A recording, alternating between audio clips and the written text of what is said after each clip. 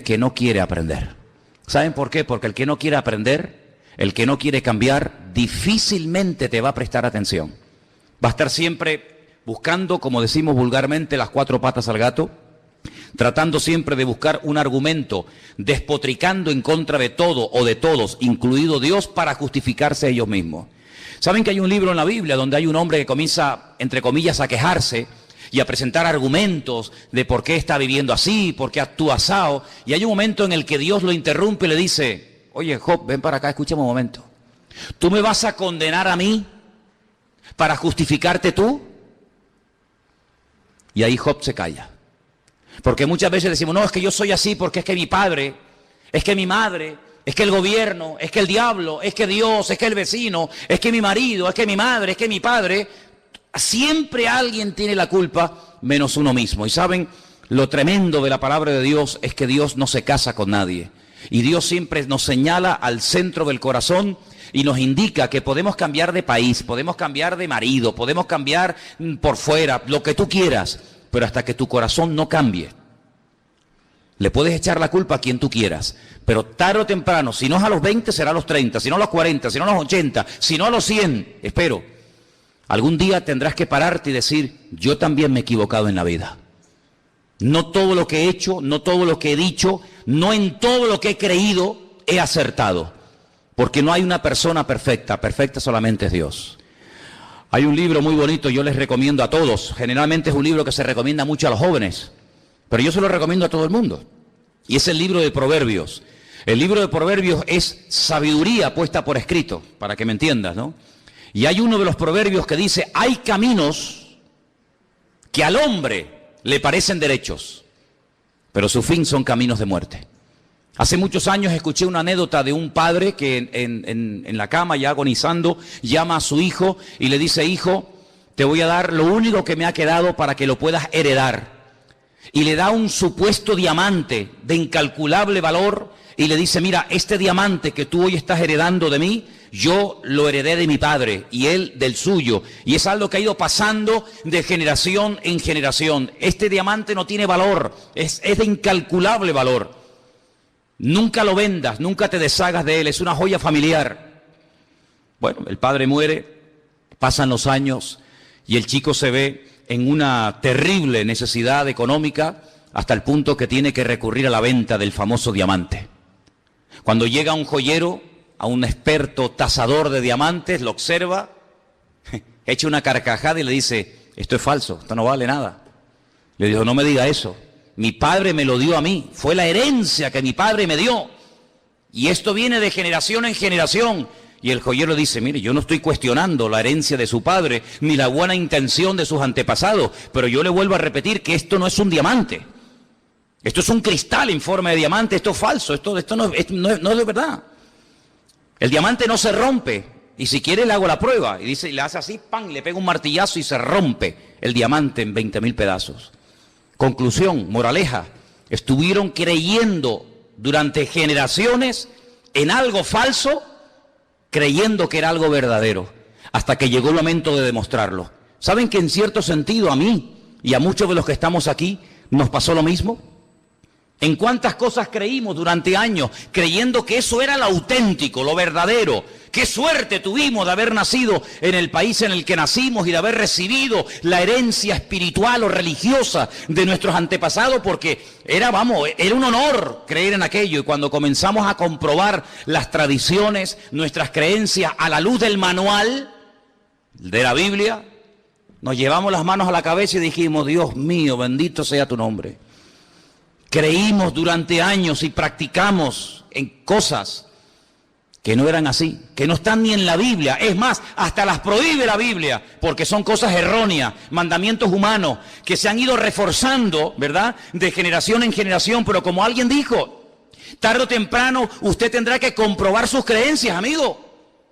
Tarde o temprano usted tendrá que decir: oye, ¿esto es la verdad o es mentira? Tarde o temprano usted tendrá que decir: Dios mío, ¿estoy en la verdad o he heredado una tradición, pero no una relación, una experiencia personal con Dios? Y eso nos ha pasado a muchos de los que estamos aquí. Pero claro, no leíamos la Biblia, como la inmensa mayoría de los seres humanos que no leen la Biblia. La Biblia es un libro caducado, un libro, sabe Dios, como me dicen algunos, lleno de errores. Y yo les digo, deme uno. Yo llevo más de 35 años leyendo la Biblia ahora, todos los días, y no he encontrado ni una. Y mira que me he esforzado en buscarla, ¿eh? La Biblia es un libro perfecto, es la palabra de Dios, está llena de promesas, transforma la vida. Es un mapa, es una brújula, es el GPS que Dios le ha dado a la humanidad para que no se pierda, para que no se tuerza. Ay, si ahora en Grecia, en vez de estar buscando soluciones humanas, fueran a la Biblia, Señor, ¿qué tenemos que hacer para salir de este callejón sin salida en el que nos hemos metido? Ay, si las naciones y los políticos dejaran su arrogancia y su soberbia a un lado, y esa fe que han depositado en filosofía o en libros escritos por seres humanos normales y corrientes, comprobaran a la luz de la palabra de Dios qué cambios económicos, qué cambios espirituales tienen que tomar, el mundo sería una balsa de aceite. Pero lamentablemente el hombre sigue creyendo que él tiene la solución y, como dijo el Señor, un ciego no puede guiar por el buen camino a otro ciego, porque tarde o temprano los dos, el que guía o el que pretende guiar y el que es guiado, los dos caerán en el mismo hoyo, porque están ciegos. Y el mundo está ciego, hermano. El mundo va a la deriva, porque no quieren reconocer de que se ha equivocado. Y por eso, amados hermanos, tenemos que dar infinitas gracias al Señor, porque hay un versículo en la Biblia que dice que nosotros estamos en el verdadero, y el verdadero se llama Jesucristo, el Hijo bendito de Dios. ¿Cuántos dicen amén? Quiero llevarles en esta tarde un proverbio, hablando de Proverbios, al capítulo 18, precisamente el versículo 21, y quiero que lo leamos entre todos, si lo tienen ahí a mano, por favor. Proverbios capítulo 18, versículo 21. Esto es una bomba, ¿eh? Esto es algo tremendo. Te vas a dar cuenta del poder tan grande que Dios ha puesto dentro de nosotros, para bien o para mal, cuidado. Esto es como todo. El que inventó la dinamita, pues oye, con ella puedes matar a miles de personas, o con ella puedes abrir un hueco en una montaña y hacer un túnel para que pasen los coches o para que pase un tren, ¿verdad? Proverbios 18, 21, ¿lo tienen, hermanos? ¿Sí? Venga, vamos a leerlo en alta voz todos. La muerte y la vida están en poder de la lengua, y el que la ama comerá de sus frutos. Otra vez. La muerte y la vida están en poder de la lengua. Ay, amigo.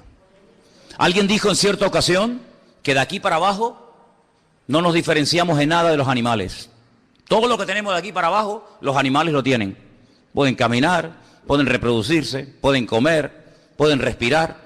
La diferencia entre el ser humano y el hombre, algunos dijo que es de aquí para arriba, porque es de aquí para arriba que nosotros podemos razonar, que podemos pensar, que podemos memorizar, que podemos hablar, podemos dialogar, podemos construir frases, poesías, poemas, oraciones, ¿verdad? Por eso dice la palabra de Dios que nuestra cabeza tiene que ser Cristo.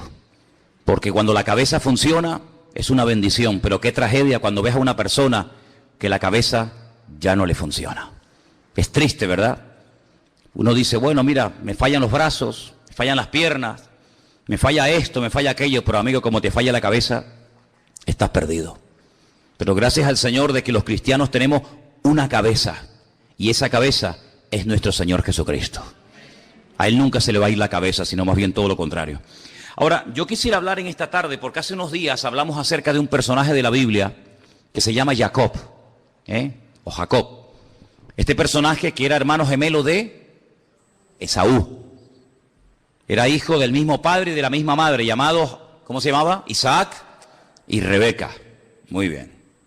La palabra de Dios, el tema de la bendición, la herencia espiritual. Y Jacob sabemos que, aunque el fin no justifica los medios, y utilizó un sistema no muy correcto que digamos, incluso llegó a engañar a su propio padre, él obtuvo la bendición. El padre lo bendijo.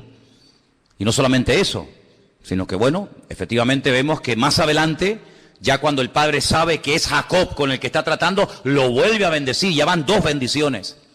Y en el camino dice la Biblia que Dios le habla y Dios directamente lo bendice, ya van 3.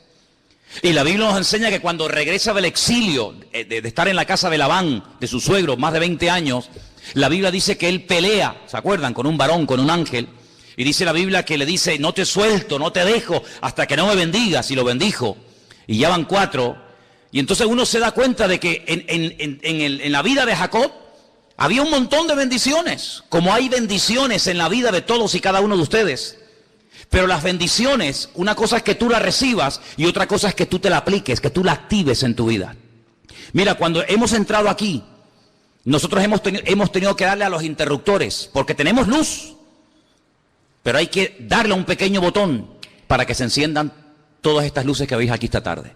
Cuando tú vas al baño, ahí hay agua, no hay problema, no hay que ir con un cubo a 10 kilómetros y traer... No, ahí tenemos agua, pero usted tiene que hacer un pequeño movimiento con su mano y entonces lo que hay, usted lo saca a través del grifo. La bendición de Dios está sobre nuestras vidas, pero hay que activarlas, hay que usarlas. Y usted se va a dar cuenta de que según la circunstancia, según el momento y según el lugar, Jacob utilizaba una u otra bendición. La pregunta es, ¿creemos nosotros que la bendición de Dios está con nosotros? ¿Cuántos dicen amén? La Biblia nos enseña que Él ha cambiado toda maldición, todo desastre que hemos heredado, consciente o inconscientemente del pasado, lo ha tornado, lo ha cambiado en bendición. Pero no solamente hay que creerlo, sino hay que usar lo que uno tiene. Es como, por ejemplo, cuando usted va a clavar un cuadro y usted tiene que clavar un clavo. Usted tiene que utilizar un martillo, ¿no? Yo tengo un martillo en mi casa, pues vaya a buscarlo. Cuando usted quiere sacar un tornillo, tendrá que utilizar un destornillador. Cuando usted quiere hacer un agujero en la pared, tendrá que usar y a él solo servirás. El diablo entonces le dejó, y he aquí vinieron ángeles y le servían. El Señor Jesucristo podía haberse dado la vuelta, podía haberse marchado, pero no. Proverbios 18:21 dice que el poder de la muerte y de la vida está en la lengua. Y el Señor lo que hizo es utilizar sabiamente la palabra correcta para que en ese momento ese ataque que él estaba recibiendo quedara totalmente neutralizado y no surtiera ningún efecto en su vida. Ok, vamos a dejar esa historia ahora. Estamos en 2015, Santa Cruz de Tenerife. 8 en punto de la tarde. Usted se pregunta, ¿y a mí para qué me cuenta este hombre todo esto? Porque usted también tiene problemas en su vida, ¿sí o no? Usted tiene dificultades económicas, físicas, laborales, matrimoniales, con los hijos, de no sé qué, de no sé cuánto. Muy bien, ¿qué hago entonces? ¿A dónde voy? ¿Qué puedo hacer? No solamente para defenderme, sino para poder vivir en victoria. Si es que se puede vivir en victoria, ¿cuántos lo creen? Porque algunos dirán, bueno, me tocó vivir aquí, me tocó esta época de la historia de la humanidad, luego me tengo que resignar a estar enfermo, a estar triste, a estar amargado, a estar sola, a estar incomprendido. ¿Pero quién dijo eso? ¿Quién dijo eso? Si el mismísimo Señor Jesucristo dice que el diablo viene para hurtar, para matar y para destruir, pero dice, pero yo he venido para darte vida y vida en abundancia. ¿Cuántos dicen amén? Si usted quiere tomar por el camino de la resignación, de la mediocridad, de la depresión y de la amargura, usted es libre. Es que yo no creo en Dios, ni creo en Biblia, ni creo nada. Oiga, pero ¿quién le está diciendo que usted no puede tomar ese camino? Es el camino que quieres escoger, de la mediocridad, de estar siempre hecho polvo. ¿Cómo estás? Bueno, aquí aguantadito. ¿Cómo estás? Bueno, aquí tirando. ¿Quieres vivir así? Dios te bendiga, mija. Pero yo me rebelo en contra de eso. ¿Por qué? Porque el Dios de la palabra me permite elevarme por encima de las circunstancias y ir de victoria en victoria, de gloria en gloria, de triunfo en triunfo y de bendición en bendición. Eso es lo que podemos aprender de la palabra. Y entonces lo mismo que hizo el Señor para parar al diablo, yo lo hago ahora. Y yo digo, un momento. Me viene el desánimo. ¿Aquí no le ha venido algún día un desánimo? ¿Hay alguien aquí que alguna vez se ha desanimado? ¿Sí? Bueno, pues nada, hay un día bueno y un día malo. Como dice la gente, una de cal y una de arena. ¿Quién dijo eso? ¿Quién dijo eso? Como dijeron aquellos, no, lo importante es participar. Eso es mentira. Lo importante es ganar. Usted va a la Olimpiada 4 años entrenando, preparándose, no como esto, no como aquello, no cojo grasa y hago ejercicio y me levanto temprano y no me emborracho y duermo bien. ¿Para qué? No, para ir a participar. No, yo no he venido aquí para participar. Yo para participar me voy al barrio y corro con los muchachos del barrio. Yo he venido aquí a ganar. ¿Qué? ¿La de bronce? No. ¿La de plata? Tampoco. ¿Cuál? La de oro. Por lo menos lo voy a intentar. ¿Cuántos dicen amén? Bueno, pues el cristiano, gracias al Señor, también puede hacer lo mismo que en su día, cuando estuvo el Señor entre nosotros, hizo. ¿Qué fue? Utilizar el poder de la palabra. Usted va a la puerta de su casa. Algunos dirán, no, pero es que esto es muy extremista. Bueno, pues hágalo de otra manera, mija. Yo le digo lo que yo hago. Abra la puerta de la casa. Depresión, desánimo, no sé dónde está ni me interesa. Amargura, frustración, Lárgate de mi casa, porque yo y mi casa serviremos al Señor. Te mandas a mudar y por aquí no vuelvas nunca más. Vete a donde quiera, pero aquí en mi casa está la bendición de Dios. ¿Cuántos dicen amén? Apláudele fuerte al Señor en esta tarde, hermano. Eso es lo que tienes que hacer. Eso es lo que tienes que hacer. Porque Jesús lo hizo y el diablo se fue. Viene la enfermedad. Viene la enfermedad, porque vendrá. ¿Cómo está hoy las rodillas? Ay, es que la artrosis. ¿Esa quién es? No, la artrosis. No, la sé qué. Y algunos dicen, no, es que es por la edad. ¿Quién dijo que en la Biblia la persona porque es mayor tiene que estar enferma? ¿Dónde viene eso? Es como el que dice, es que está rebelde porque está en la edad de la rebeldía. ¿Y cuál es la edad de la rebeldía? No, los 14, sí, pues yo conozco gente con 50 años que son más rebeldes que muchachos de 20. ¿Por qué asociamos cierta edad con rebeldía? ¿Por qué asociamos? ¿Por qué tenemos que asociar enfermedad con tener ciertos... Oiga, yo veo en la Biblia gente que murió de viejo y no de enfermedades. ¿O es mentira? ¿De qué murió Abraham? ¿De qué murió Isaac? ¿De qué murió Jacob? ¿De qué murió mi abuelo otro día? ¿De qué murió mi abuelo con 105 años? ¿Se le acabó la pila? Bueno, amigo, la pila se acaba, es normal. Pero nunca tuvo una enfermedad, nunca lo operaron de nada, ¿no? Oiga, pues yo le he dicho al Señor, Señor, si tú eres el Señor y eres mi pastor y tú eres lo que quieres lo mejor para mi vida, yo quiero que toda enfermedad, tú, Señor, si es tu voluntad, la quites de mi vida. Y quiero estar hasta el último minuto de mi vida sin dolores y sin enfermedad. Usted dice, eso es imposible. Al que cree, todo le es posible. ¿Cuántos dicen amén? Al que cree, todo le es posible. ¿Usted lo cree? Gloria a Dios. Gloria a Dios. Oh, es que la economía, es que está la cosa muy fea, no hay trabajo, no hay... Otra vez estamos con lo mismo, otra vez con lo mismo. Vamos a ver, usted se encuentra con un señor en la calle que no cree en Dios, que no se congrega en la iglesia, que no lee la palabra. Le pregunta, ¿cómo está? No, mal, fatal, uy, que el gobierno, que no sé qué, que lo otro, que tal. Te encuentras con un cristiano, ¿tú cómo estás? Uy, fatal, porque... Y yo digo, oye, ¿qué diferencia hay entre este y este? ¿Cuál hay la diferencia? Que este va aquí a una iglesia llamada Centro Vida Nueva y el otro no va a ninguna o va a la iglesia católica. ¿Qué diferencia hay? Ninguna. ¿Cómo que ninguna, amigo? Siempre ha habido diferencia entre la cabeza y la cola, así que por haber nacido donde nací y por haber tenido la familia que tuve o que no tuve o la educación que tuve o que dejé de tener, yo seré en la vida un mediocre. De eso nada.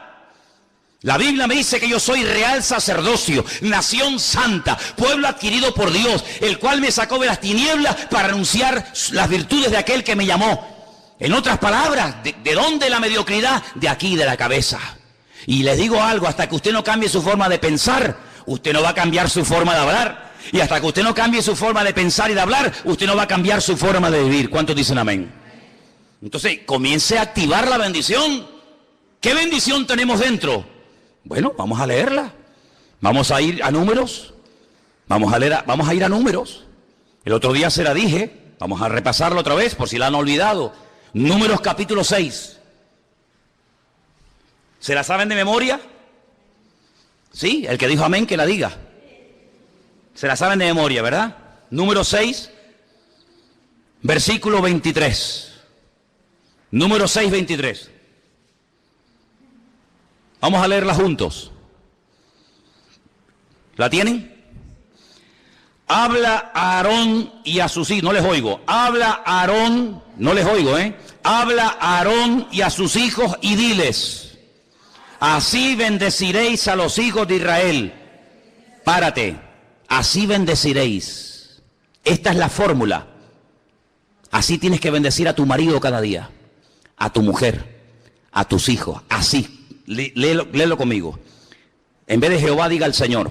Dígalo así. El Señor te bendiga y te guarde. El Señor haga resplandecer su rostro sobre ti y tenga de ti misericordia. El Señor alce su rostro sobre ti y ponga en ti paz. ¿Sois capaces de aprenderos esto de memoria? A ver, primera frase. El Señor te bendiga y te guarde. El Señor te bendiga y te guarde. Otra vez. El Señor te bendiga y te guarde. Otra vez. El Señor te bendiga y te guarde. Ya está. Segunda. El Señor haga resplandecer su rostro sobre ti. ¿Cuál era la primera? El Señor te bendiga y te guarde. Segunda. El Señor haga resplandecer su rostro sobre ti y tenga de ti misericordia. Tercera, el Señor alce su rostro sobre ti y ponga en ti paz. ¿Hay alguna cosa mala aquí en estos versículos que usted haya leído? Que todo te vaya mal, que vayas para atrás como el cangrejo, que pierdas el trabajo, la salud, la mujer, los hijos. ¿Hay algo negativo aquí?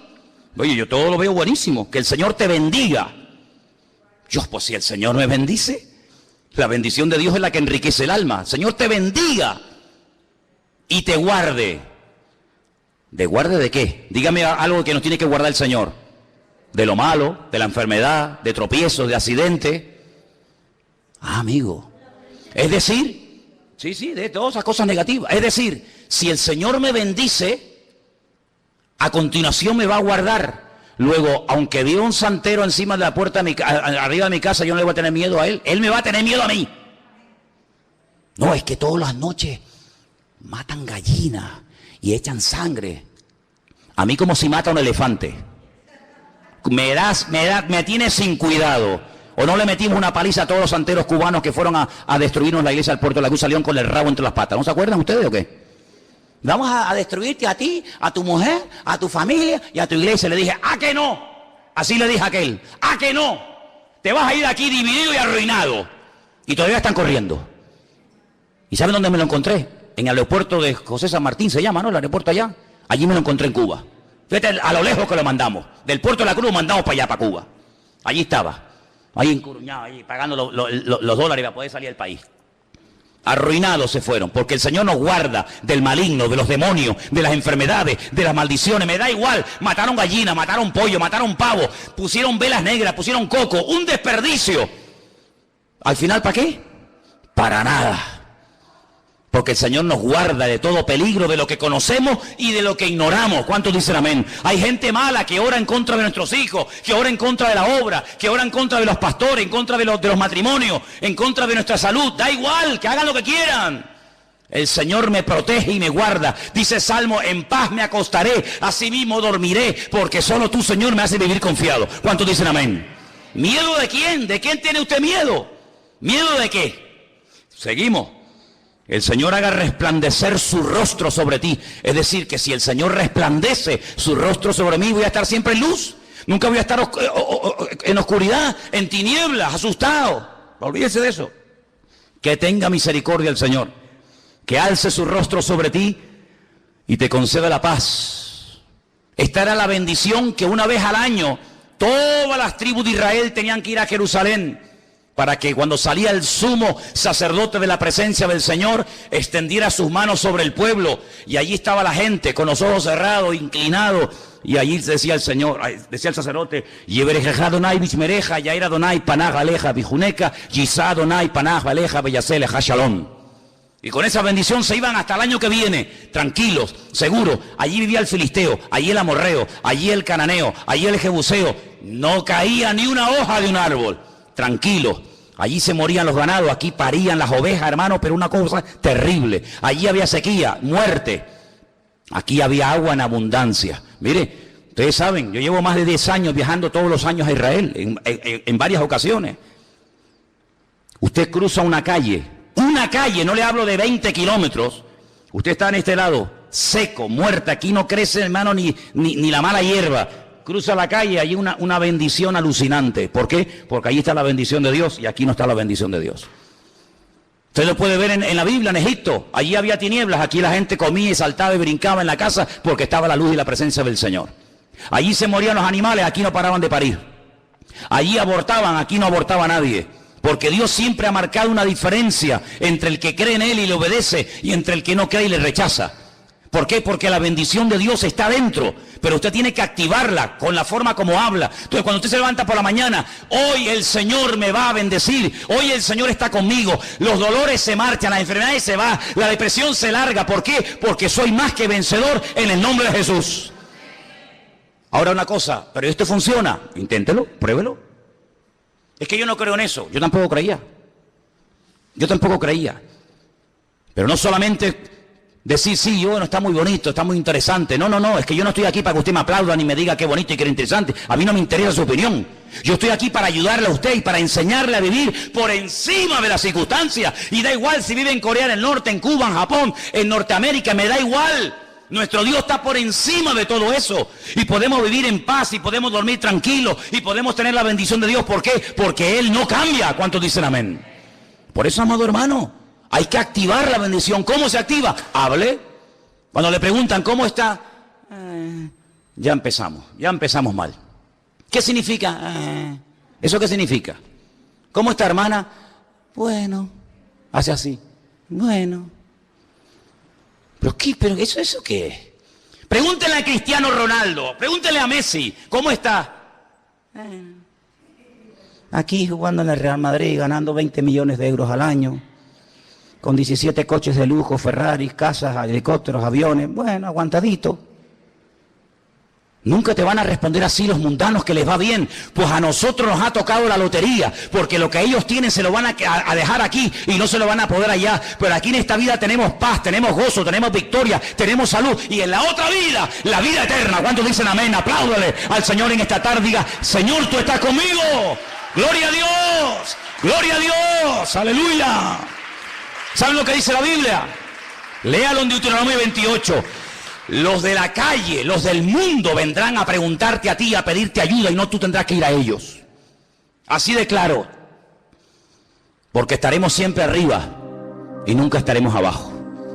Ahora, eso es lo que a mí me atrajo de los cristianos. A mí no me atrajeron sus canciones. A mí no me atrajeron las canciones de esta gente. A mí no me atrajo un libro negro que un señor llevaba allí y se llamaba pastor. A mí eso no me atrajo. A mí lo que me atrajo, yo digo, Dios, pero una de dos, o están locos o tienen algo que yo no tengo y me gustaría tenerlo. Esa era mi conclusión. O están locos como cabras y se creen sus mentiras y por eso están como en el mundo de Yupi, o realmente el loco soy yo y ellos tienen algo que a mí nunca me enseñaron ni lo pude conseguir en ninguna parte. Y le dije a Dios, Dios mío, ayúdame, yo quiero cambiar, yo quiero conocerte, yo quiero vivir en paz, yo quiero vivir todo, que yo me quite los demonios que tengo encima, quiero dormir, quiero quitarme esta cosa que tengo encima, y Dios lo hizo. Y hasta el día de hoy el Señor no me ha fallado. Así que active lo que lleva dentro con la forma como habla. No permita que el diablo le atrape la forma de hablar, porque el poder de la vida o de la muerte está en la lengua. ¿Cómo está? Bien. Y su matrimonio en bendición. Y tus dolores, mis dolores, yo no tengo ningún dolor. El Señor está conmigo como poderoso gigante. Y tu depresión, no sé, se mandó a mudar, no sé por dónde anda, ni me interesa. Mira, y la artritis, no sé, la mandé a mudar, está en Alaska dando vueltas por allí buscando a uno, a mí no me va a atrapar. Cuando el profeta Ageo, léalo en la Biblia, es un libro chiquito, lo lee en 10 minutos. Cuando el profeta Ageo llegó un día a la ciudad de Jerusalén y vio a todo el mundo deprimido, amargado, vio a los agricultores quejándose y le dijo, ¿pero qué les pasa? Dice, es que sembramos y sembramos y sembramos y cuando llega el tiempo de la cosecha no cosechamos nada. Qué interesante. Cuando llegaban los ganaderos y les decía, ¿por qué están ustedes todo el día quejándose? Dice, porque cuando llega el momento de parir las ovejas, las cabras, las vacas, se mueren todas. No tienen fuerza y se mueren en el parto. Entonces comenzó a averiguar y se dio cuenta de que el país estaba en un estado de desánimo, de depresión, todo salía mal. Dice, trabajaban, pero era como si tiraran todo por un hueco. Y Ageo, que era un hombre de Dios, dice, aquí pasa algo, esto no es normal. Esto no es la vida de un creyente. Esto no es la bendición de Dios. Esto no es lo que Dios nos ha prometido. Dice, oye, vengan para acá. Cuando ustedes salieron del cautiverio en Babilonia, ¿se acuerdan? Sí. Salieron ya hace 16 años. ¿Qué hicieron con todo el dinero? ¿Qué hicieron con todo el material que los reyes paganos les dieron para construir, o reconstruir, mejor dicho, el templo de Jerusalén, la casa de Dios en aquel momento? ¿Qué hicieron con todo eso? Dice, bueno, no, hábleme claro. Dice, nosotros no hemos reconstruido la casa de Dios. ¿Ah, no? No. ¿Ah, que no habéis movido ni un palo para construir el templo de Jerusalén? No. Pero mire, ¿y tú dónde vives? Y él veía las casas y la vida que se estaba pegando a aquella gente. Se habían gastado todos los recursos para ellos. Y Ageo le dice, pero ¿por qué no habéis movido ni un solo dedo para levantar la casa de Dios? Y le respondían todos, parece que se habían puesto todos de acuerdo, porque aún no ha llegado el tiempo de levantar la casa de Dios. Y Ageo decía, no, vaya hombre. Es decir, el tiempo para Dios no ha llegado, pero para construir tu casa y para pegarte la gran vida, para eso sí hay tiempo, ¿no? ¿Cuánta gente hoy en día Lo invitas al culto. Hoy nos pasó. Y la gente te dice, es que yo no tengo tiempo para esas cosas. Ah, no tienes tiempo. No tienes tiempo para esas cosas, pero tienes tiempo para lo tuyo y para esto y para aquello. Ageo les dice, si se ha parado, si se ha detenido la lluvia del cielo, si las cosechas son un desastre, si los animales abortan en los campos y si os ha ido mal, no es por culpa de Dios, que es lo típico, sino es porque ustedes han invertido el orden y se han puesto ustedes primero y han dejado a Dios a la cola. Háganlo al revés. Háganlo al revés. Inténtenlo.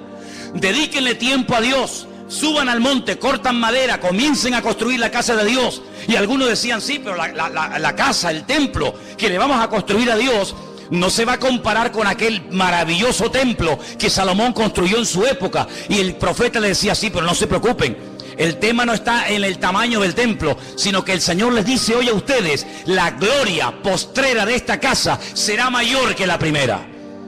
Y entonces el profeta Ageo lo que está tratando de enseñarle al pueblo en aquel tiempo era, tienen que cambiar el chip, mi hermano, tienen que cambiar la forma de pensar, la forma de hablar, porque el poder de la vida y de la muerte, ¿dónde está? ¿En el bolsillo? ¿En el banco? No, está en el poder de la lengua. Y ustedes están hablando negativamente y han traído al pueblo ruina, depresión, miseria y pobreza. Pero comiencen a dar gloria a Dios.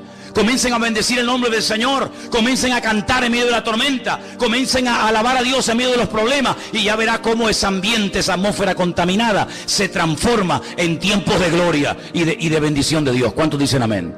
Tenemos dos opciones. Sí, bueno, España está mal. Ya no es lo que era. No hay trabajo. Mira la juventud. Mira no sé qué. Pero bueno, para eso no hay que ser muy listo para hablar así. Pero es que a mí no me interesa eso. Yo no estoy aquí para ser parte de la masa y terminar hablando como ellos. Yo estoy aquí para decir que mi Dios es más poderoso que cualquier circunstancia negativa o cualquier problema. ¿Por qué? Porque vendrán contra nosotros, pero el que está en nosotros es mayor que el que viene contra nosotros. ¿Cuántos dicen amén? Hay un hombre en la Biblia que se llama Sama, casi un desconocido. Algunos dirán, nunca le he oído. No, ya, seguramente que no. Sama es un hombre que tiene un campo chiquitito de lentejas, un pequeño terreno que ha heredado de su familia. Él está trabajando un día en el campo, ve venir a los soldados y todos los agricultores, todos los compañeros salen corriendo y Sama se queda allí, saca la espada y se pone a pelear y le dicen, pero ¿cómo es posible que tú te hayas jugado la vida por un pequeño terreno insignificante lleno de lentejas?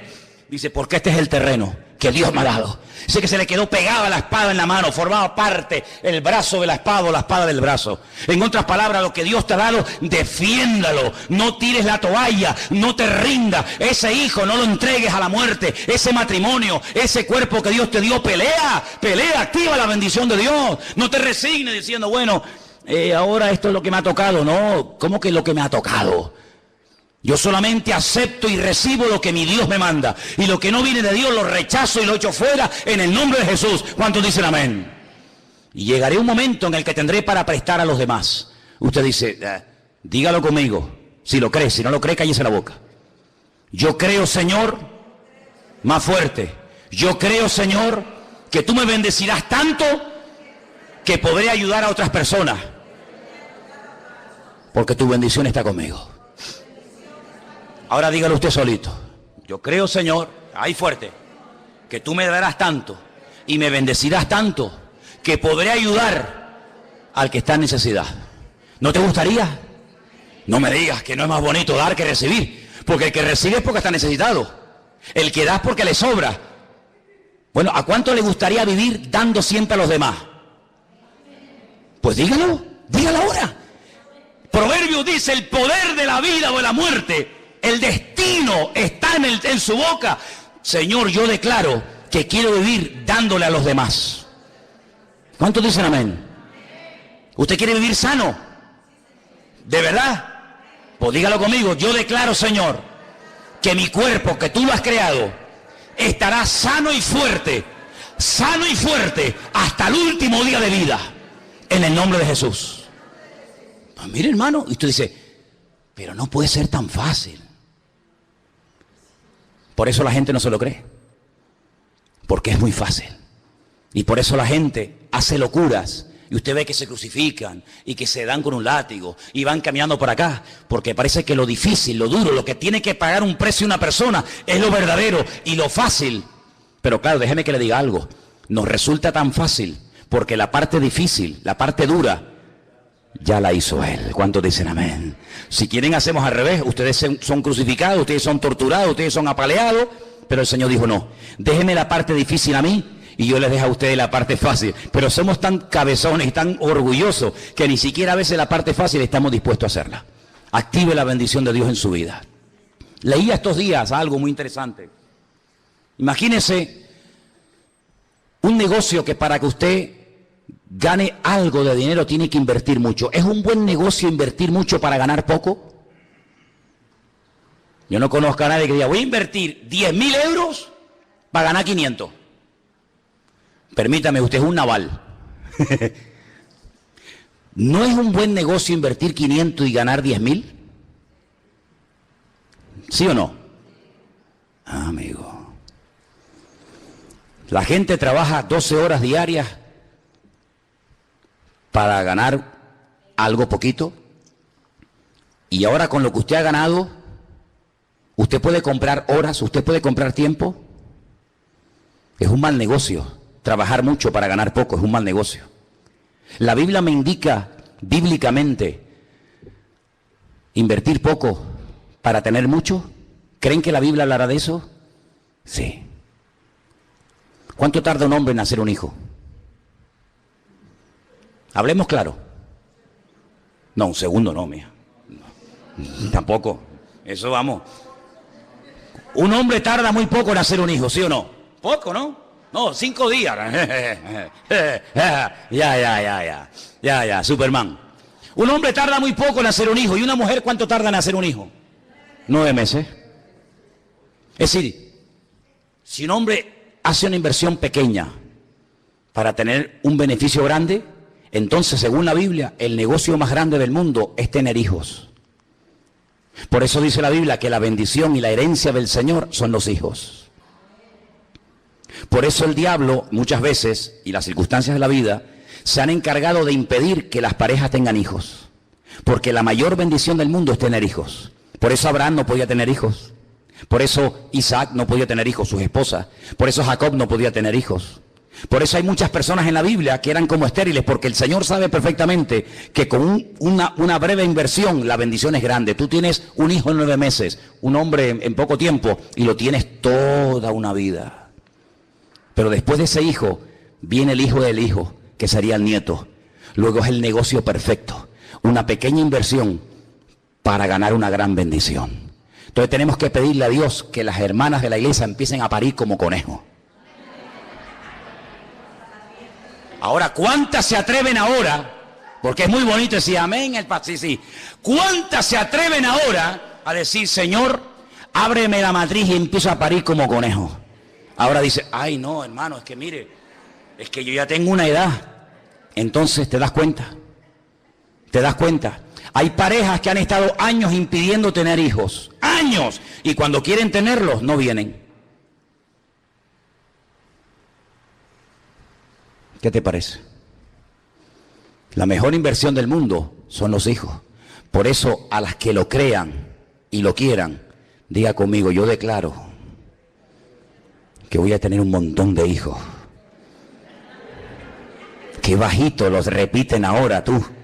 Algunas dicen, pero usted me está diciendo que yo con la edad que tengo puedo llegar a ser madre. ¿Pero acaso con cuántos años parió Sara?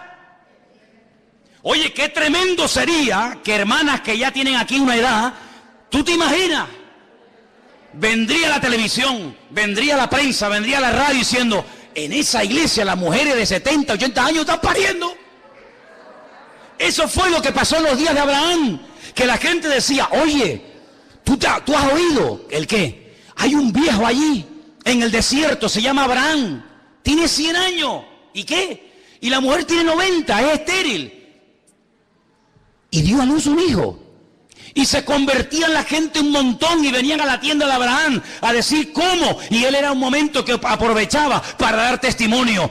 El mundo ya no se va a convertir por palabra. Ese tiempo pasó. El tiempo va a ser impactado cuando vea que nosotros verdaderamente vivimos lo que creemos.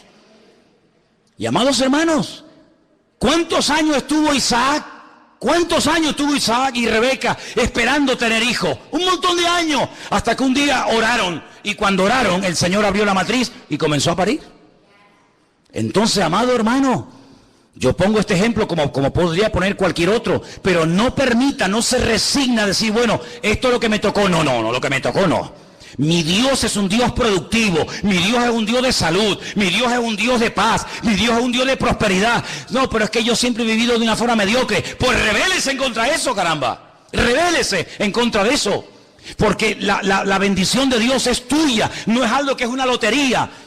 Bueno, a mí no me tocó, a él sí le tocó. No. La Biblia dice en el libro de los Hechos que en la iglesia primitiva no había ningún necesitado. Pero bueno, serían poquitos, no me digas poquitos. Mire, empezaron con 120. Un día predica Pedro, se convierte en 3.000 personas. A los pocos días se convierte en 5.000. ¿Cuántos van ya?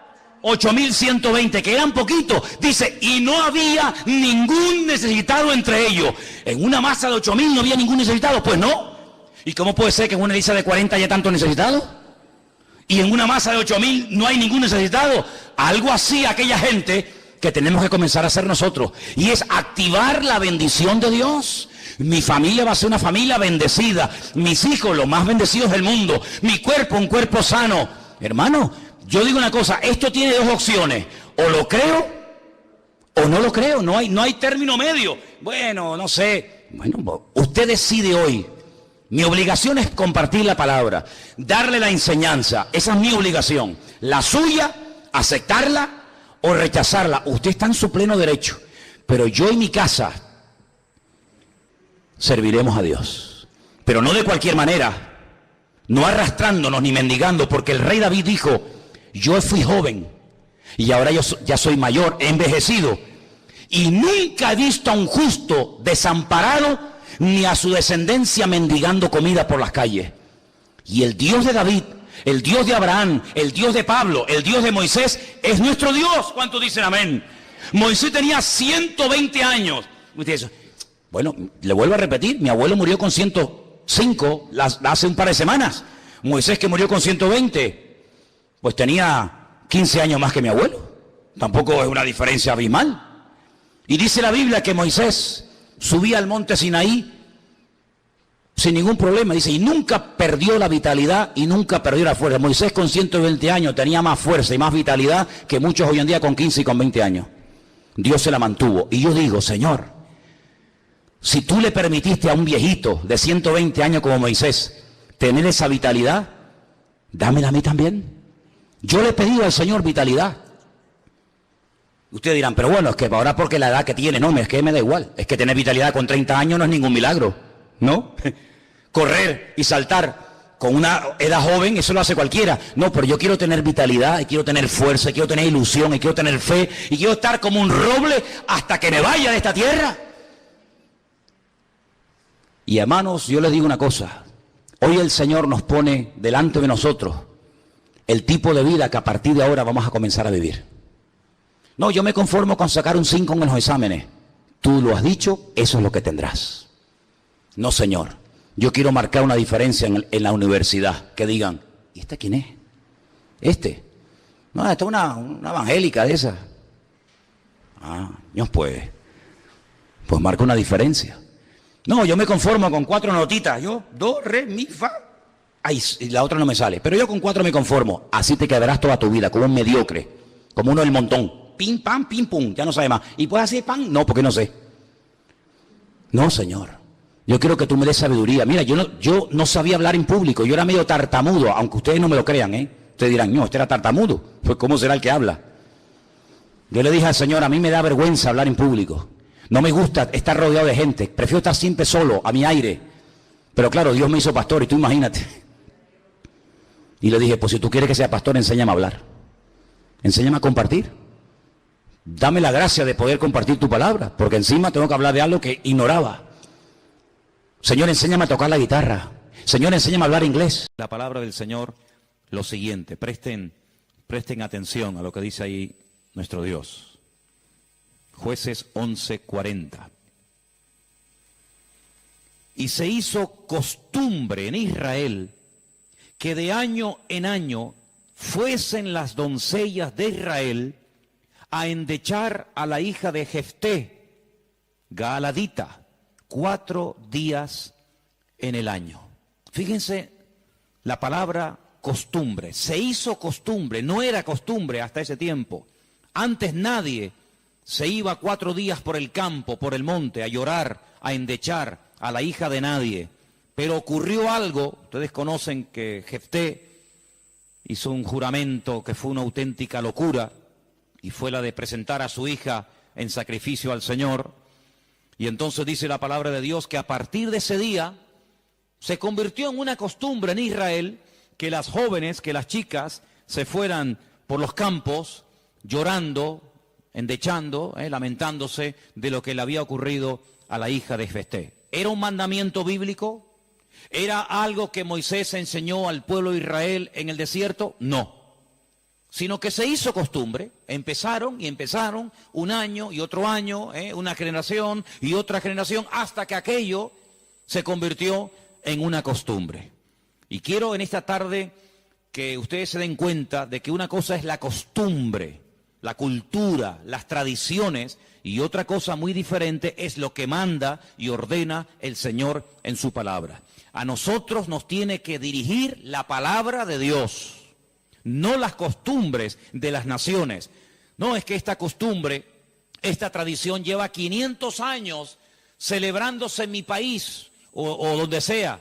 Bueno, los años que se llevan celebrando las costumbres, cualquiera que sean, no le dan credibilidad a la costumbre.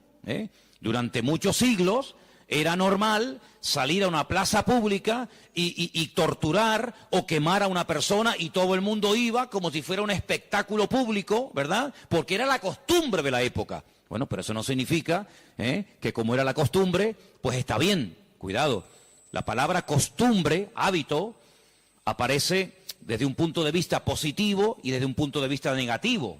Por ejemplo, la Escritura dice en el Evangelio según San Lucas que el Señor Jesucristo, conforme a su costumbre, iba el sábado a la sinagoga. Bueno, pero es que hay costumbres buenas, ¿sí?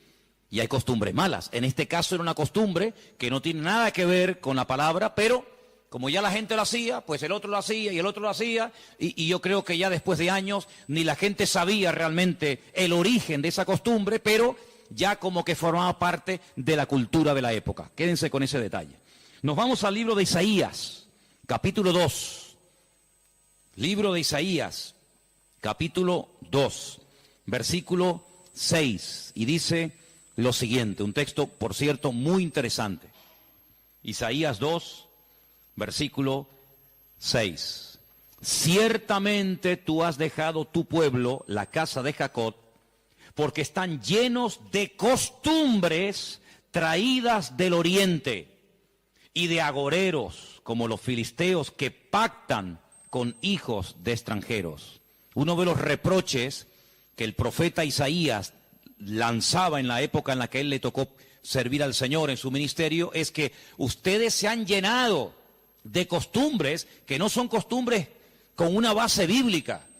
No son costumbres basados en un mandamiento de la Escritura, sino en costumbres, como dice aquí, importadas, traídas de Oriente, que no tienen nada que ver con ustedes. Por ejemplo, aquí en España, país en el que vivimos, pues se ha metido con una fuerza tremenda una fiesta, que era una costumbre de pueblos paganos, dicho sea de paso, que se ha celebrado hace poco, la famosa fiesta de Halloween, y tú estudias la historia de nuestros pueblos, aquí hay hermanos de otros países de Latinoamérica, y Halloween no tiene absolutamente nada que ver con la cultura latina, absolutamente. Halloween no tiene nada que ver ni con Argentina, ni Uruguay, ni Venezuela, ni Cuba, ni España, son costumbres importadas, costumbres que no tienen nada que ver con nuestra cultura, pero a base de repetirlas y practicarlas un año y otro año, como que ya forman parte de una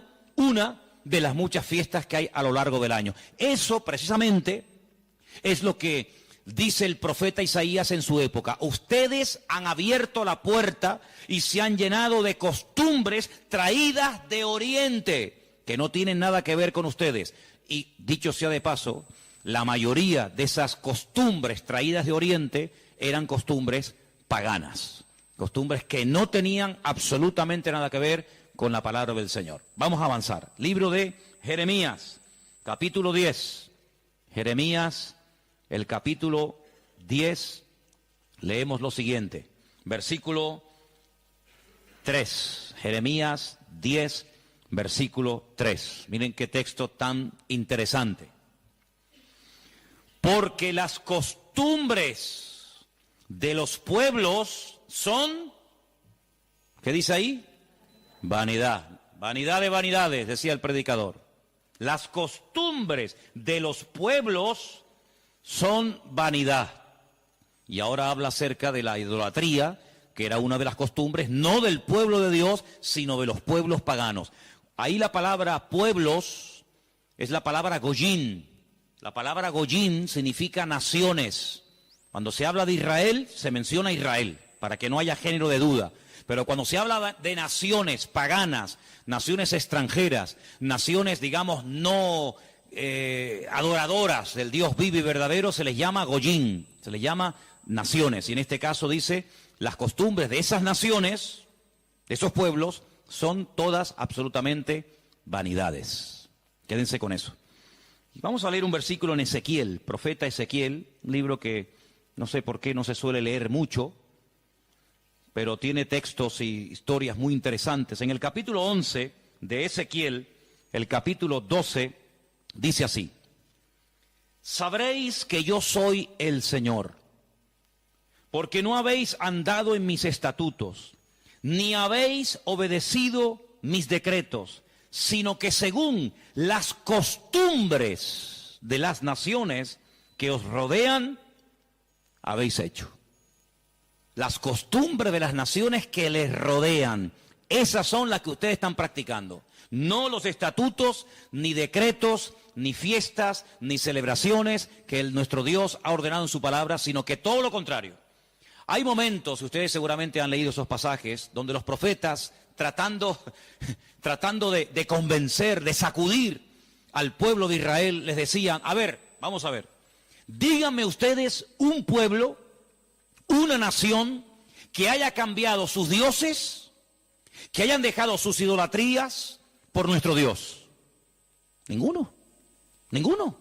Los egipcios, mira que vieron milagros los egipcios, porque las famosas 10 plagas de Egipto eran milagros, eran demostraciones del poder de Dios, ¿sí o no? Totalmente. Dejaron los egipcios al convencerse de que sus dioses no servían para nada, que hicieron el ridículo. ¿Dejaron los egipcios su idolatría para creer en el Dios de los hebreos, en el Dios de Moisés? ¿Sí o no? Para nada. Es más, cuando salen de Egipto, ¿qué hace el faraón? Vamos a perseguirlos, vamos a atraparlos y llevarlos otra vez a Egipto para que sean nuestra mano de obra. No se convirtieron, no se arrepintieron. Y mira que vieron la gloria de Dios, un río lleno de sangre. Bueno, eso es algo tremendo. Cruzaban la calle y allí la gente tenía luz y alegría y vida. Y a este lado, muerte, los animales se morían llenos de úlceras, llenos de llagas, miseria, pobreza, muerte. Oiga, aquí hay una diferencia. Esta gente pinta con sangre de cordero las puertas de la casa y no se muere nadie. Y nosotros, los poderosos egipcios, incluido el faraón, se mueren todos los primogénitos. ¿Te parece poca diferencia? Y así podríamos hablar de otra, ¿verdad? Se convirtieron, dejaron su idolatría por el Dios de Abraham, de Isaac y de Jacob. No. Daniel, en Babilonia, ¿cuántas veces vieron la gloria de Dios a aquella gente? Vieron a Daniel sobrevivir toda una noche y no ser atacado por los leones cuando lo metieron en el foso. ¿Se acuerdan, sí o no? Vieron a aquellos 3 jóvenes que les habían cambiado el nombre, que no se quemaron dentro del horno de fuego. ¿Cambiaron? ¿Recapacitaron? Ninguno.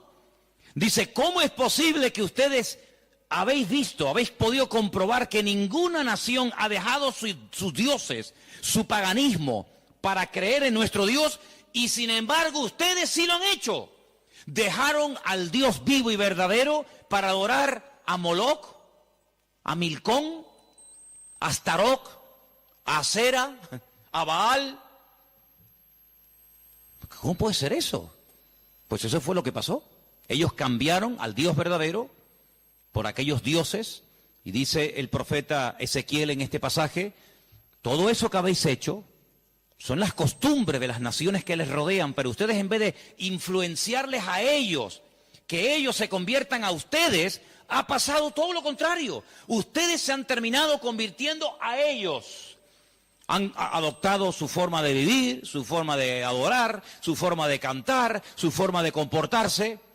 Y esto es algo realmente increíble, porque esto no ha pasado nunca, nunca en la historia de la humanidad. Una nación ha dejado el paganismo, ha renunciado 100% a toda esa mentira y ha abrazado la fe única y verdadera. Sin embargo, ustedes tenían al verdadero y lo han abandonado.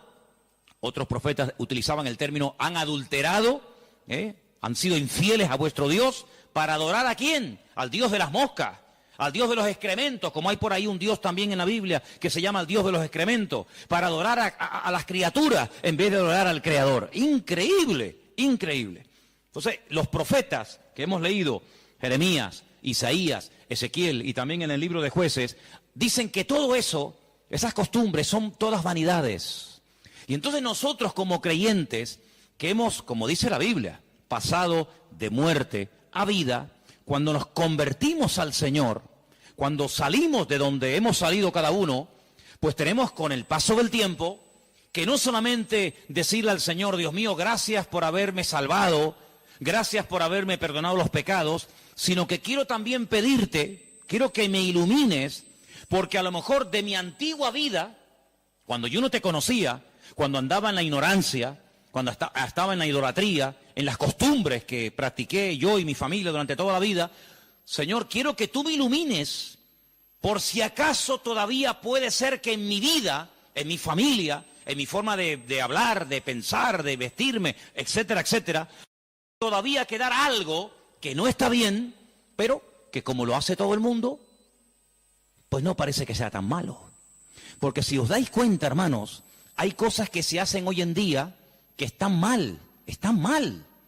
Pero sin embargo, como las hace todo el mundo, no se ven mal. Por ejemplo, a mí una de las cosas que me llama la atención, cuando voy a lo mejor a algún supermercado, es que de un tiempo a esta parte, en la parte donde está todo lo que es los puros y los cigarrillos y todo esto, es increíble. ¿Os habéis dado cuenta lo que ponen como advertencia en las cajas de cigarrillos? El cigarrillo mata, el cigarrillo produce enfermedades pulmonares, cáncer y esto y lo otro. Pero ¿quién hoy en día iría por la calle poniéndole una multa a una persona por fumar? Nadie. ¿Por qué? Porque como lo hace todo el mundo, ya forma parte de una vida normal, pues no se ve tan mal. Pero cuidado, el que lo haga mucha gente no significa de que esté bien, ¿sí o no? Entonces puede ser que a lo mejor algunos de ustedes en algún momento se ha sentido, perdonen la expresión, como un bicho raro en su puesto de trabajo, con los amigos, con la familia, con los vecinos, ¿sí o no? Porque resulta que todo el mundo ve bien, pues ciertas y determinadas cosas que cuando vamos al manual, cuando vamos a la palabra de Dios, resulta que no solamente están mal, sino que incluso son pecado y abominación ante los ojos de Dios. Vaya usted a una manifestación de miles y miles y miles de personas a favor del aborto y párese en esa marcha y diga que el aborto es un crimen, que es un asesinato y que eso es una abominación delante de Dios. ¿Lo matan? ¿Sí o no? ¿Lo matan? Párese usted en una manifestación donde están llevando a una virgen, a un patrón, a un santo y diga, ¿pero qué estáis haciendo? Si nuestro Dios prohíbe todo esto, si eso es abominación delante de nuestro Dios, si en la base mínima, que son los 10 mandamientos, ya se prohíbe categóricamente todo esto, ¿te matan? ¿Por qué? Porque es que esto se ha practicado. Y claro, después ves ahí al alcalde, y ves al teniente alcalde, y ves al concejal de no sé qué, y ves a fulanito de tal, y incluso al rey, y ves a la reina, y ves a la... Entonces parece que como que no está tan mal, porque lo practica mucha gente. Y quiero decirte, querido hermano, que en algún momento de tu vida puede ser que tú te sientas como que vas contracorriente. Como que la gente como que no te entiende y como que tú estás en otra frecuencia, en otra onda, y es como algo imposible de que lleguen a un entendimiento. Pero al fin y al cabo yo pregunto, hermanos, ¿nosotros a quién tenemos que agradar? ¿A quién tiene que agradar usted? ¿A nuestro Dios, sí o no? Bueno, pues si por agradar a Dios me pongo en contra de la familia, ¿estás dispuesto a pagar el precio? ¿Para qué te vas a bautizar? Con la edad que tú tienes. Si a ti ya te bautizaron tus padres cuando eras pequeñita, no lo pueden entender. Pero saben, hermanos, nosotros, repito, primero a quien tenemos que rendir cuentas a nuestro Dios. Y en segundo lugar, tarde o temprano, como dije el domingo pasado, la fe. Y cuando hablo de la fe, yo no me refiero solamente a la creencia, sino me refiero, cuando hablo de la fe, también aglutino nuestro estilo de vida. Porque nuestra fe es un estilo de vida. Somos diferentes, ¿sí o no? Somos diferentes. Somos diferentes a la hora de hablar, a la hora de pensar, a la hora de reaccionar ante una situación. Somos diferentes, lo queramos reconocer o no, somos gente diferente. Eso incluye también el concepto fe. No solamente que creo en un Dios, en un cielo, en un infierno, en la Biblia como palabra de Dios, sino que la fe me lleva a una serie de cambios. Bueno, pues en ese paquete de mi estilo de vida, yo tengo que pararme y decir, ¿lo que estamos haciendo forma parte de una base bíblica o de costumbres que se han ido traspasando de padres a hijos, de generación en generación? Y yo, como he formado parte toda la vida, evidentemente, de este sistema de vida del mundo, pues las he incorporado como algo normal, pero nunca me paré a preguntarme si lo que yo estaba practicando, si lo que yo estaba creyendo era de Dios o era algo totalmente antibíblico. ¿Quién te convenció a ti? ¿Cuándo te diste cuenta de que adorar imágenes no era de Dios? Algunos de ustedes lo hicieron toda la vida. Pero llegó un momento en el que dijiste, esto no es de Dios, ¿sí o no? El que fue ladrón, el que fue drogadicto, el que practicó la prostitución o cualquier otro pecado. Hay un momento en la vida en el que a la luz de la Escritura, oyendo los mensajes, las predicaciones, leyendo la Biblia, el Espíritu, ¡pam!, te golpeó, ¿sí o no? Te tocó y dijiste, que va, yo no puedo seguir por este camino. Y cuanto más profundices en la Biblia, cuanto más profundices en la palabra, te das cuenta de que uno tiene que cambiar en todo, en todo. Forma de hablar, a veces, ¿por qué no decirlo?, hasta en la forma de vestir, ¿sí o no? Hombre, vamos a ver, si por ejemplo una chica que está ejerciendo la prostitución esta tarde se convirtiera al Señor, seguramente la forma como esa chica se viste, que está diseñada para seducir, para atraer, para llamar la atención, pues cuando esa chica se convierta al Señor, lo más probable es que el Espíritu le ponga en su corazón que la forma como viste, pues es una forma que tiene una finalidad, pero que esa finalidad en absoluto la tengo que llevar a cabo en un culto. Por lo tanto, seguramente, en un momento determinado, el Señor le pondrá en su corazón, oye, vístete un poco más decentemente, más ¿sí o no? Seguramente que sí. Y el que toda la vida ha estado robando o toda la vida ha estado haciendo daño, seguro que el Espíritu le va a hablar en ese área de su vida. Pero luego hay otras cosas, como hemos leído, costumbres, que como que no las vemos tan mal. Y hemos visto a la luz de la palabra de Dios, solamente les di 4 textos, están ahí grabados por si los quieren después volver a leer, 4 versículos donde tenemos que analizar y preguntarnos las costumbres, no los mandamientos, las costumbres que estamos llevando a cabo, ¿son bíblicas? ¿Son de Dios? Y ahora vamos a pasar al tema que la gente nos pregunta mucho por internet. ¿Qué opinan ustedes acerca de estas fiestas navideñas? ¿Puede un cristiano? ¿No puede un cristiano? ¿Está bien esto? ¿Está bien aquello? Bueno, lo primero que tenemos que partir de la base es la siguiente. Nadie, absolutamente nadie, desde que el cristianismo o desde que Cristo vino a este mundo, y mira que lo han intentado, nadie sabe exactamente el día en el que nació el Señor Jesucristo. Nadie. A lo largo de la historia se ha especulado, incluso, si ustedes se meten a estudiar este tema, incluso algunos llegaron a predicar y a enseñar en sus respectivos congregaciones o ministerios que Jesús nació entre marzo y abril. Otros entre septiembre y octubre. Y así diferentes opiniones. Por lo tanto, partimos de la base de que, lógicamente, el Nuevo Testamento porque el Antiguo no te lo va a decir, porque no había nacido. El Nuevo Testamento en ninguna parte te dice exactamente el día en el que el Señor Jesucristo nació. Nadie sabe absolutamente nada. Sí sabemos que murió en una época en la que los judíos estaban celebrando una fiesta llamada la Pascua. Sí sabemos que hay una fiesta que nosotros la conocemos como Pentecostés, que su nombre original es Shavuot, la fiesta de las semanas, que el Señor la utilizó para que en esos días, en ese día concretamente, pues aquel grupo que había en aquella casa fueran llenos del Espíritu Santo. Eso sí lo sabemos. También podemos saber con exactitud que el Señor Jesucristo, la noche que fue entregado y en ese lapsus de entre una hora y otra, y fue a ser crucificado, se estaba celebrando la fiesta de los panes sin levaduras que se unía a la de la Pascua. Todo eso está clarísimo. Y sabemos pues cuándo hay que celebrar la fiesta de la Pascua y la fiesta de Pentecostés y la fiesta de los tabernáculos. Todo eso lo sabemos porque está estipulado en la Biblia. Y te dice, contarás desde tal día a tal día, tanta semana. ¡Pum! Y eso es matemático. Pero en cuanto al nacimiento de Cristo, la Biblia no nos da ninguna información exacta de cuándo nació. ¿Por qué? Porque en nuestra concepción, entre comillas, cristiana, cometemos un gravísimo error. Y es que Jesucristo nació en un contexto judío, no en un contexto cristiano. Jesús nunca fue a ninguna iglesia evangélica, él toda la vida fue a sinagogas. Jesús nunca practicó costumbres cristianas. Las costumbres que él practicó y su padre y su madre y sus antepasados eran costumbres judías, ¿verdad?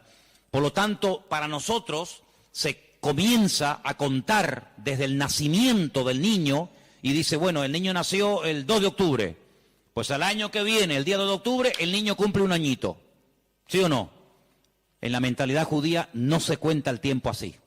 En la mentalidad judía, en el momento en el que la mujer sabe que está embarazada, en el que la mujer sabe perfectamente que sí o sí está embarazada, ahí se empieza a contar. No a partir del nacimiento a los 9 meses, ¿me entendéis? Por lo tanto, ya empezamos mal. Es como, por ejemplo, cuando nosotros decimos, bueno, ahora mismo aquí en Tenerife tenemos las 8 en punto de la noche. A las 12:01 será día viernes. Eso según nuestro calendario, según nuestra cultura, según la Biblia, ya es viernes. ¿Por qué?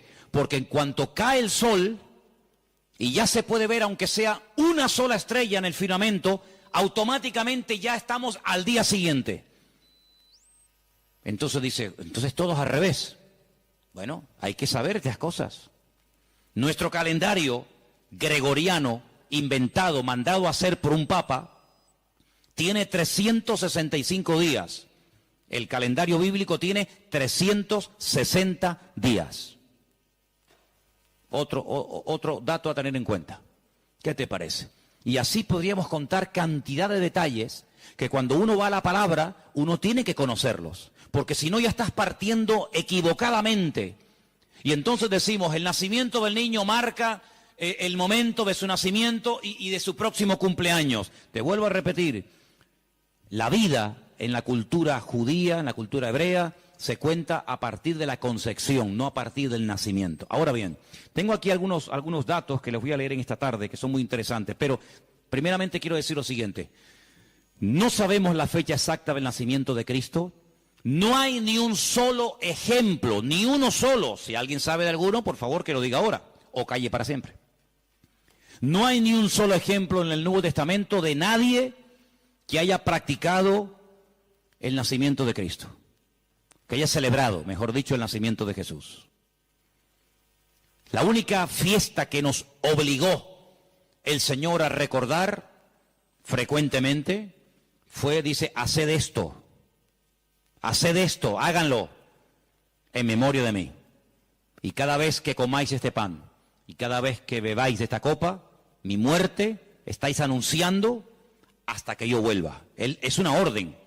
Yo sé que hay movimientos cristianos o evangélicos que no practican esto de tomar pan y vino asiduamente, porque dicen que es algo simbólico. Bueno, yo solamente lo digo con todo mi respeto, no saben lo que se pierden. Y es una interpretación incorrecta. Yo creo que es bíblico y estamos todos de acuerdo, ¿sí o no? Que hay que partir el pan y el vino. Hombre, hay iglesias que lo hacen todos los domingos. Elena, por ejemplo, se crió en una iglesia que todos los domingos, sí o sí, todos los domingos a la mañana, se llama culto de comunión. Por eso, porque se da la comunión. Hay iglesias que lo hacen una vez al mes, otras iglesias una vez al año, etcétera, etcétera. Pero que hay que hacerlo, hay que hacerlo.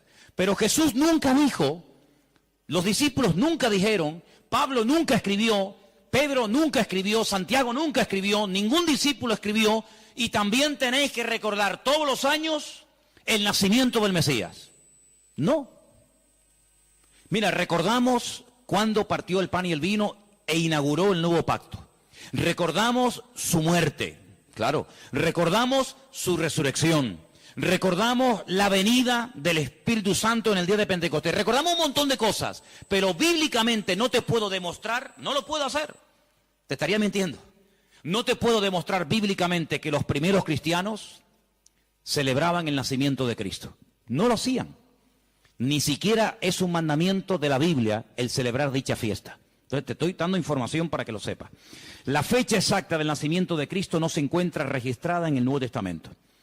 Ahora, el famoso día 25 de diciembre ha sido un día que en el mundo pagano, en el mundo greco-romano, ustedes saben que estaban los babilónicos, luego vinieron los medos persas, a continuación los griegos y después los romanos. El Antiguo Testamento, lo que llamamos vulgarmente Antiguo Testamento, termina con el imperio medo-persa. Pero cuando empezamos a leer el Nuevo Testamento, nos encontramos a los romanos. Y tú dices, ¿pero y los griegos? ¿Ves? La Biblia no te da información sobre los griegos.